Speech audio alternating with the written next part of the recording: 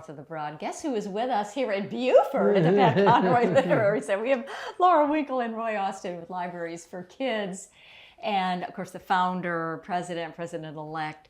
So what do you think of the Pat Conroy Literary Center? Fabulous. This is the first time I've been there. It's really neat. It's, it's pretty special. So we bring our show to everyone from the center. Well, I've been month. wanting to visit. Well, that's perfect. So this worked out nicely. Well, you are back. You are back 5 weeks in Africa, and you have had a phenomenal trip, right? I did. So tell us a little bit about it. Of course, the animals are always spectacular, but I visited 15 schools. And the welcome that you get at those schools, it brings tears to your eyes. Right. And the way they dive into the books, when we opened up the boxes of books, it was like they were starved. They swarm, you know. Yes. Yeah, so it was phenomenal.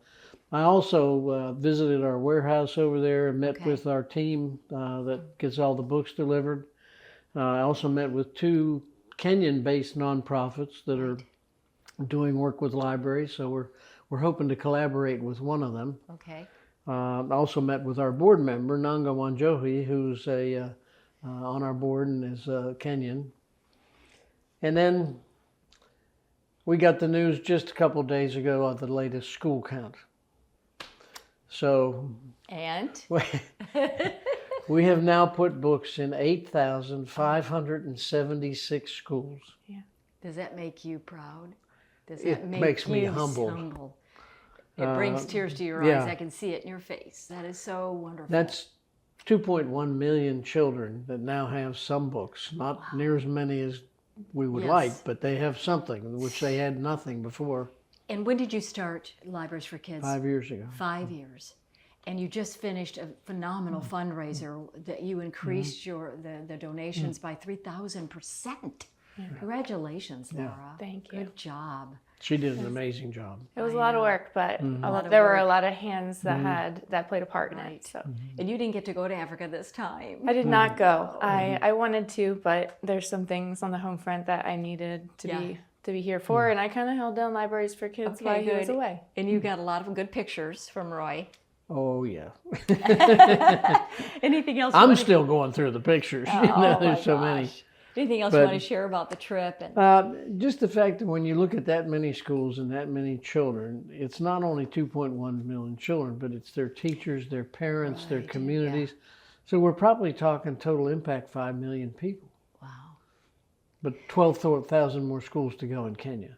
Yeah, and then you want it, that's Kenya, so you still have a vision to move out of Kenya.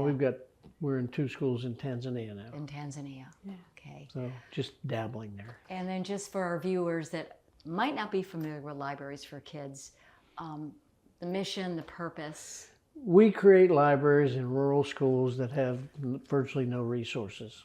So very few textbooks that they all have to share, but no libraries, of course, no devices. So books are just books are a treasure. A treasure. And so, Laura, how long have you been with Libraries for Kids? Since the beginning of 2021. And it's a heart thing, right? You're involved because of what you see from the pictures. And of course, you were in Africa last year. And you, as the founder, as a retired accountant, did you know that? He's a retired accountant. Just amazing work. Amazing work. Any other messages you want to share with our viewers? You might just mention, Laura, why libraries are so important over there.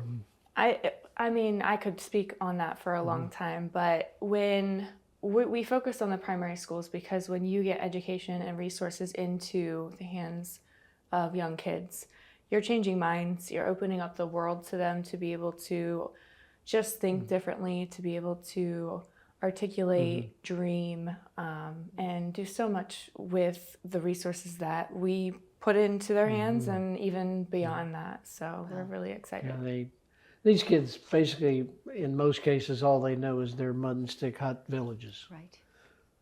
They don't know anything about the whole big wide world out there. Right. And so they get books and wow. And it's the beauty of books. Yeah. Right. And books are so easy to pass along. Yes. And Laura put me on to a book I'm reading now called Hidden Potential. And one of the things that the author points out that although some people learn by visualization, by hearing, by, but from reading, people retain more, they retain it longer, and they learn better. Well, you all are the dynamic duo, and what a blessing you are to the children over in Africa. And that's it, unfortunately, for this edition of North of the Broad. And we'll Thank see you for you having all us. next time. Thank you for watching.